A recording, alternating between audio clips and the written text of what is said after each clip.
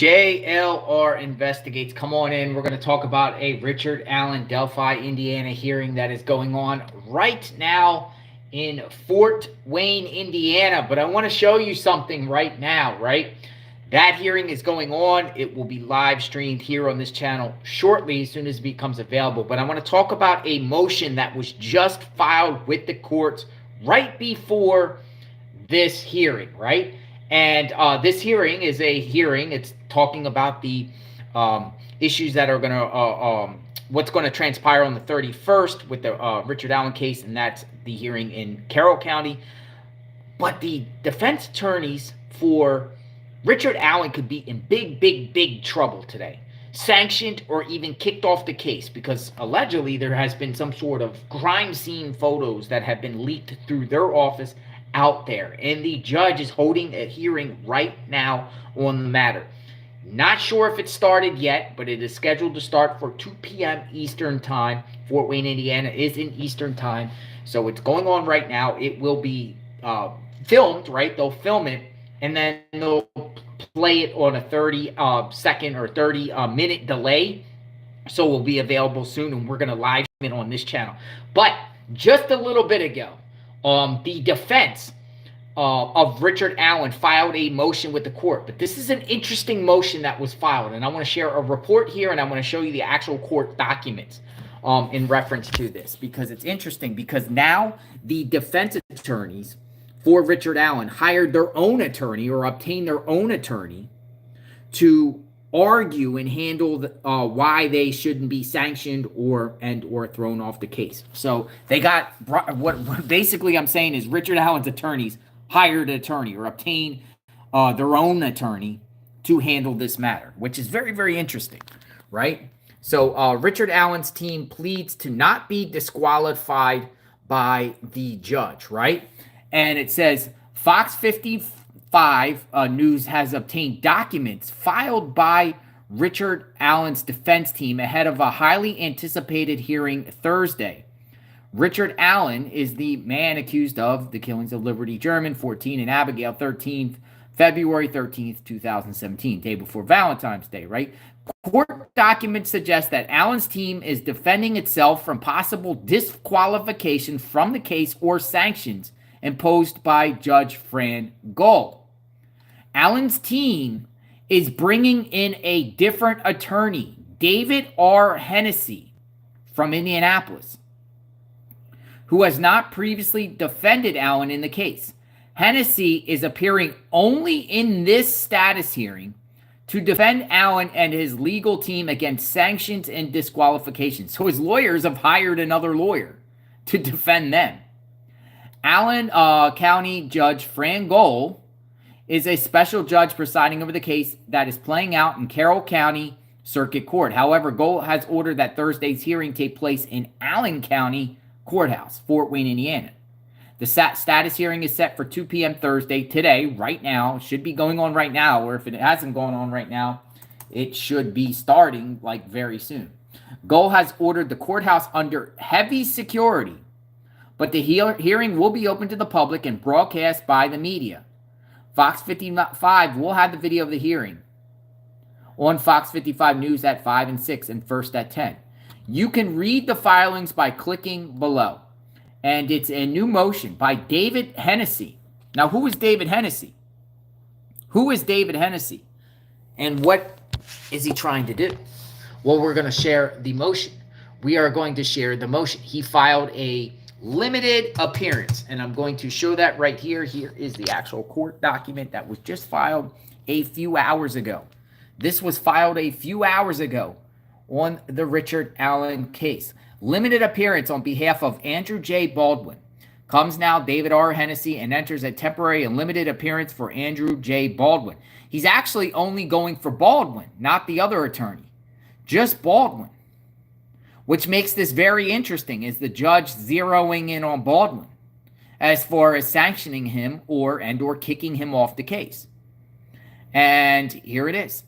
Limited representation on an issue that may involve disqualifications or sanctions. Undersigned counsel is of the court's concerns regarding public disclosures and pledges compliance. So what's this motion? Here it is. Here it is, folks. So we're going to read this motion together and see what's up, because I'm kind of seeing this for the first time with all of you. We're going to watch this all together. So it says, State of Indiana versus Richard Allen, Carroll County. It was filed this morning, 10:07 a.m. Memorandum regarding possible disqualifications or sanctions.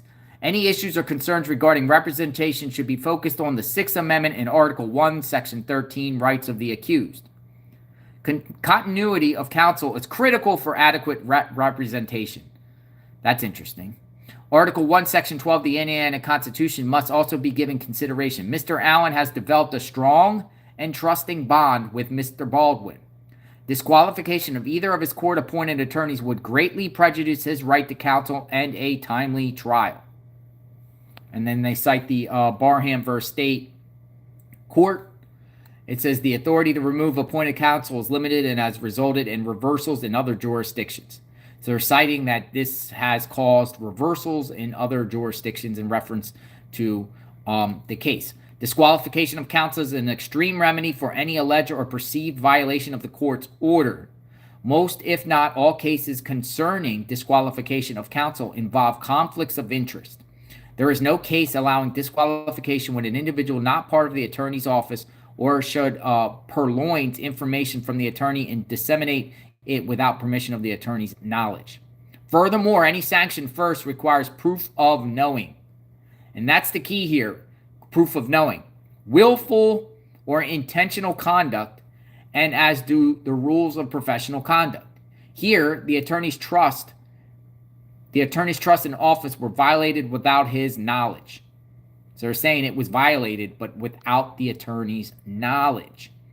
Rule 1.6 IRPC requires disclosure by an attorney, not someone that purloined information without the attorney's knowledge. Commentary 16 to the rule states a lawyer must act competently to safeguard information related to the representation of a client against inadvertent or unauthorized disclosure by the lawyer or other persons who are participating in the representation of the client. So he's basically saying Mr. Baldwin did not know. Mr. Baldwin did nothing wrong. That's what it says in this motion. Attorney Baldwin did nothing wrong. He was snookered and abused. Whoa. What is going on here? He's saying he was snookered and abused himself. The issue before the court is a horrible tragedy created by persons not related to defense of Mr. Allen. There were 3 disseminators, one of which committed SUI CID after the law enforcement investigation began. It should be considered that nothing has been disclosed that won't be disclosed at trial or hearings. It should also be considered that there have been volumes of information disseminated by law enforcement and others, not all linked to the defense team. Mr. Baldwin trusted a friend to respect his office space. He was betrayed. Since that transgression, Mr. Baldwin has kept all Delphi-related items locked in a room or a locked fireproof cabinet. Furthermore, defense counsel has put together a plan for action in which no items will be left unattended for even a second in any unlocked room. When any documents or items from the case is needed for preparing the case, the person using the documents or items will either lock the door behind them when they leave, even for lunch or bathroom break, return those documents or items to the room dedicated to the Delphi case, and lock the door. As Mr. Rozzi indicated, there are vast amounts of trial preparation materials, and it would be set back to the defense have to relocate them. Under these circumstances, Mr. Baldwin has to take sufficient corrective action. Should the court believe there should be some sanction, the court could order to 24 hours of representation without compensation. So he's basically saying at the end, if you're going to impose any sanctions on Mr. Baldwin, just remove his salary for 24 hours. but he shouldn't be kicked off the case because that would deprive Mr. Allen of his right to counsel. And deprive Mr. Allen basically is everything would have to start all over again. And he's citing case laws that criminal cases have been reversed. He's saying that Mr. Baldwin done nothing wrong and he's been snookered and abused. Do you believe? Now, who is this lawyer? Who is this lawyer they hired, right? David Hennessy. Well, I'm hearing this is David Hennessy. This is the lawyer that they hired, who himself has his own legal problems. They're pointing out that it's this guy. Indianapolis lawyer arrested for OWI. Officers reportedly arrested attorney David Hennessy for driving intoxicated on July 3rd, a couple years ago. A high-profile central Indiana attorney found himself on the other side of the law on 4th of July. Officers reportedly arrested attorney David Hennessy for driving while intoxicated on July 3rd. Officers said Hennessy's blood alcohol level tested above the legal limit. Judge released him from the Marion County Jail on his own reconnaissance. So this is the attorney that's representing Mr. Baldwin today, Richard Allen's attorney. He had his own legal problems. I just wanted to share that. It's kind of irrelevant, but shows that who's who in this web. In this web of just strange and bizarreness now. They're saying that, Baldwin got betrayed. They're talking about a guy that committed SUI, CIDE. What in the world is going on in reference to this hearing stuff? So the hearing is going on right now. Let me see. Richard Allen. I don't think there's anyone reporting there. And it's open to the public. There will be cameras. But it will be played probably in the next maybe 15, 20 minutes, depending on the time the court hearing started. And right now,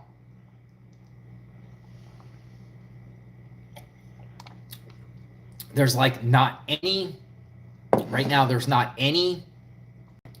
court hearings, as far as any people that are in the courtroom. I don't even know if the hearing is going on right now. And then this guy posted something here, this journalist here, David Bangert. Let's just follow up what he had to say. It's so strange. Ahead of a 2 p.m. hearing for Richard Allen, accused in the Delphi MURDER of Abby and Libby, new filing today from a defense attorney, Andrew Baldwin, argues he shouldn't be disqualified from the case or sanctioned, admitting that leaked crime scene photos came from his office without his knowledge. So he's admitting that this is all true, but without his knowledge. And they cited this screenshot here. And the screenshot says, any issues or concerns regarding representation should be focused on the Sixth Amendment and Article 1 of the Q. Okay, so this is from his attorney, Hennessy, who filed. We reread this already. We read this thing already, right? So that makes it interesting. Let's read on. In the filing, Baldwin's attorney contends that Baldwin, one of 2 court-appointed lawyers for Richard Allen, did nothing wrong. He was snookered and abused. Filing says someone purloined the information and disseminated it without Baldwin's knowledge. More from the filing. It should be considered that nothing has been disclosed that wouldn't be disclosed at trial or hearings. Is that true? If it was the crime scene photos, wouldn't those leaked photos that we've been hearing about already, won't they be shown anyway when it comes to trial, if it goes to trial? I'm always a guy that says if it goes to trial. If this case goes to trial, would whatever got leaked, and we don't really know the details of what got leaked, would have that been disclosed anyway at trial? I would say yeah. Crime scene photos, I would say yeah, they would have been leaked. So where's the harm?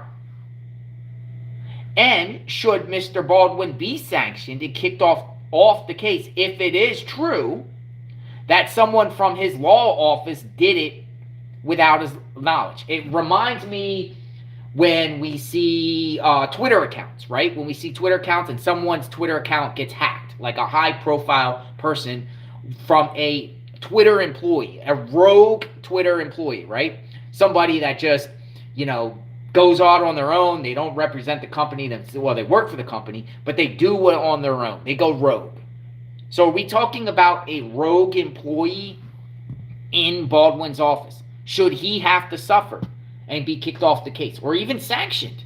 Because sanctions is a big deal in the law or in the attorney circles. It could affect your bar license. It could affect your standing, your own your own standard, your own standing in the community, right? It really could do something bad if you get sanctions imposed on you. That could be used against you in the future. People hiring you say, "Oh, I ain't going to go near Baldwin. The guy has sanctions against him. He messes things up." So I think he's taking this seriously enough to get his own attorney. So that's what we know, and we don't know what's going to happen today. We're waiting for the court hearing to be live streamed. I will live stream it here as soon as it becomes available. So stay tuned for that. I'm signing off. I just wanted to share this information that he hired. I wonder how much this costs. Oh, by the way, if Baldwin's getting his own attorney to represent him so he can't get kicked off the Allen case, who pays for this? Does the taxpayers have to pay for this? Or does this have to come out of Baldwin's pocket? Or is this guy just doing it as a favor, lawyer helping another lawyer? Hey, you scratch my back, I'll scratch your back kind of deal. You help me on this thing, and I'll help you in the future on A, B, and C. What do you think? Wild stuff. The Richard Allen stuff is so, fascinating. And I told you, I admit that, this new development stuff, and it's just wild. The accusations and the secrecy makes me question Allen's guilt. I'll be honest. I was totally convinced that he did it. I'm, pro when I'm more of a proponent, have faith and trust in the law enforcement system. When they have their guy, they got their guy. And in this time and age, we talked about it because there's so much, they got to, cover the bases and everything like that. Though this particular case smelled a little bit funny from the beginning with the secrecy. And there's a lot of allegations, a lot of finger pointing. I still think they got the right guy. But there's seeds. Let me just say, there's seeds of doubt. There's seeds of doubt in my mind. I want to think they still have the guy, and the bullet, whatever, smoking gun, whatever. The confession, not under duress, even though they say the confession to his wife was under duress or forced from Odinist guards that were telling him to say this, say you did this. Do I believe there's some sort of big conspiracy of an Odinist cult that are all trying to frame this guy? I don't know. That's kind of like wild to even assume that, but you just don't know. It's a small town community. This guy, Allen, went forward back then, said I was on the trail, and then went back to about his daily life and work, and CVS, and going about his life, and then they, Allen's a little guy, man. He's a little guy. I don't know how a little guy. I think Abby Liberty could have overpowered him. He's a little guy. Well, he got the gun. I mean, I guess the gun can scare people.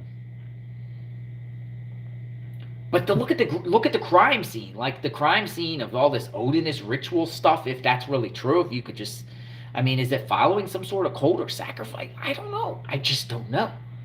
But it's going to be fascinating to watch, and I'm looking forward to me going to the actual 31st hearing. So I wasn't even going to go to the hearing. I thought this was a slam dunk case. And as soon as I heard these confessions and whatnot, I'm like, okay, they got the guy, right? What's the point of going to the rest of the trial? It's almost going to be rubber stamp guilty. But now it's like, whoa. Now it's like, yo, this is worth monitoring and worth watching. It's even worth enough where I don't even think, even when Allen goes in and out of the courtroom, I used to yell at him. I don't think I would yell at him anymore. Maybe I'll yell, do you feel you're getting framed? Instead of, you're going to prison, you're guilty. The traditional JLR, you're guilty, you're going to prison. How about, do you feel like you're getting framed? Do you think you've been set up? The bullet's going to be hard to, for his defense to overcome. So we'll see on that. I think that's really damaging evidence. But ask the questions, man. So that's what we're going to do. That's what we're going to do. So I'll be back in a little bit. As soon as this thing is comes on available on monitoring, I'll be back on live. So you heard it first here, JLR. We will talk soon. Thanks for watching. Richard Allen, will his attorneys get kicked off? Remains to be seen. See you in a bit, everyone. And look at the link. JLR's Media. You can get yourself JLR hats and shirts and mugs. Get yourself some cool stuff. Be part of the team, the Army. We cover true crime cases all around the country, folks. We're jumping all over the country doing these cases and tragedies and bad things that happen, and it's wild stuff. Sometimes monkey wrenches get thrown and bombshells and curveballs get thrown into the mix, and we might have a curveball here. This might not be the run-of-the-mill standard conviction. This might take the prosecution a little bit of time to get this conviction. I don't even think it's going to go to trial in January, by the way. I think it'll be delayed and pushed back. Looking forward to the cameras, though, and I'm looking forward to the cameras today. We'll see where angle position they are today. So we'll talk soon. Have a good day, everyone. Stay tuned.